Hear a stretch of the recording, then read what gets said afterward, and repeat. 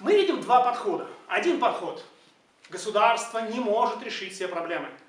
Поэтому общество должно приходить и начать решать эту проблему. Или государство берет на себя полностью решение всех до единой проблем. Всех до единой. А общество, вот скажем так, люди не должны концентрироваться, потому что любая концентрация людей радикально опасна. Граждане могут решать, но мы же не знаем, какую инициативу они проявят. Они же могут проявить и очень опасную инициативу. Итак, два подхода к взгляду к обществу. Россия на сегодняшний момент находится в ситуации, когда у нас идет мощнейшая дискуссия по этому поводу. Мы сейчас в очень дискуссионном ситуации находимся. Как мы будем решать проблему?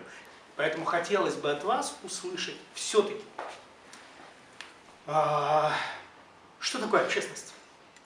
Общественные инициативы, общественное объединение граждан. Это решение проблем или это все-таки угроза? Они вот привыкли, знаете как, такая их инфантильная культура. Вы делаете для нас, а мы будем пока смотреть. Ага, то есть, проще говоря, я сейчас вот реакция, реакция получается следующим образом. Государство должно идти. Куда? Куда идти, если там сидят люди и говорят, ну что, государство, делай нас счастливым-то?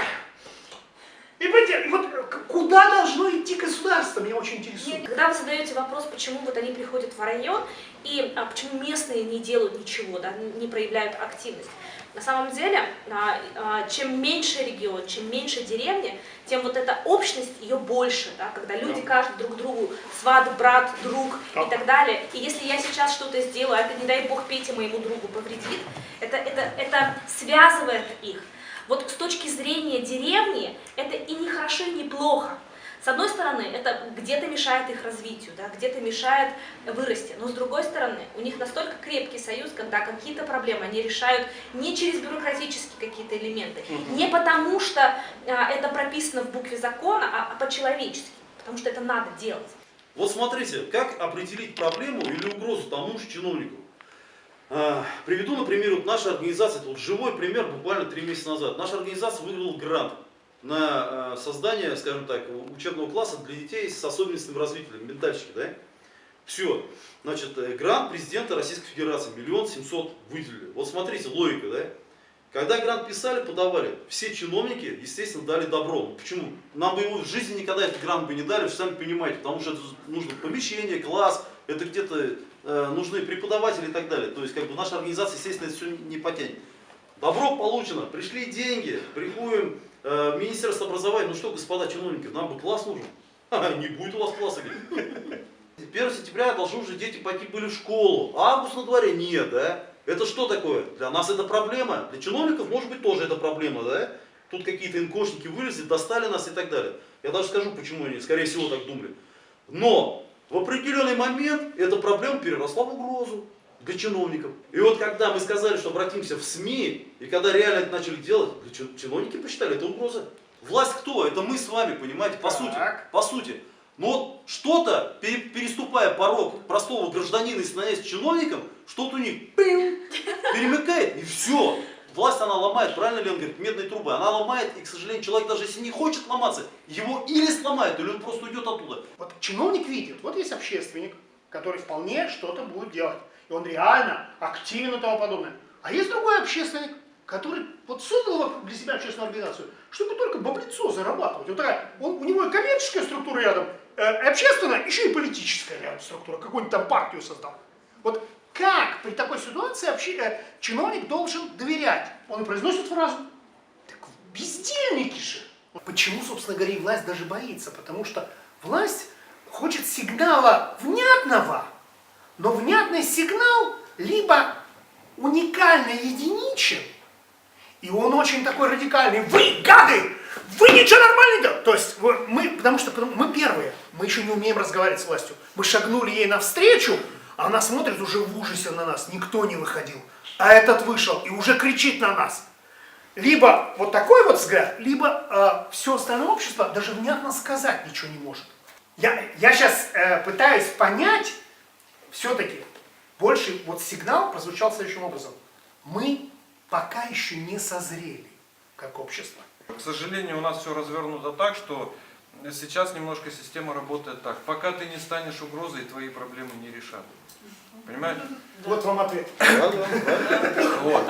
И получается, что ты уже ищешь, как ты можешь на них надавить, как ты можешь стать угрозой. Мне лично эта позиция не близка, чтобы становиться угрозой, чтобы с нами разговаривали. Все-таки мне кажется, что мы немножко по-другому ведем диалог.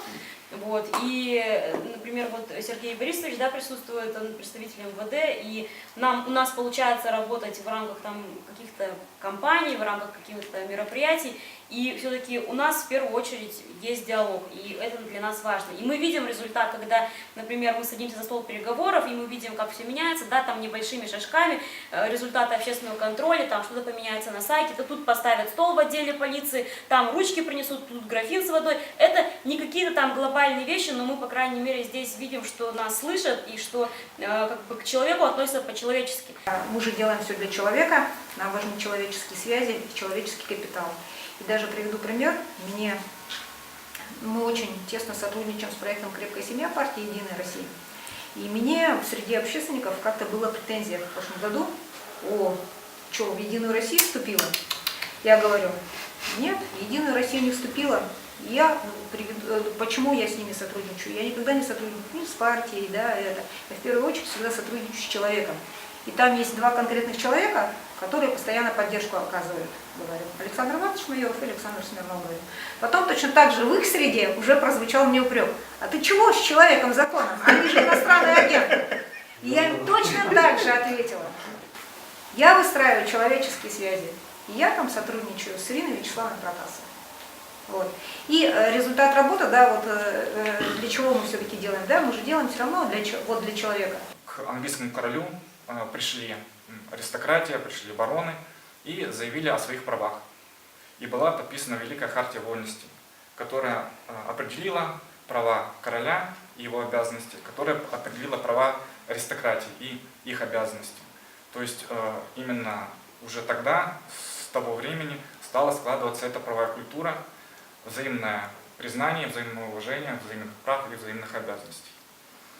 То есть результатом высокой английской правовой культуры явилось многовековое Заявление своих прав. У нас это развитие началось, по сути, в 1991 году. То есть история этого развития, этой борьбы за свои права не сравнится с историей развития, с историей борьбы за права в Европе, в других развитых странах, поэтому и моментального результата здесь ожидать и требовать нельзя. Здесь возможна тактика о том, что капля камень точит, и что в любом случае,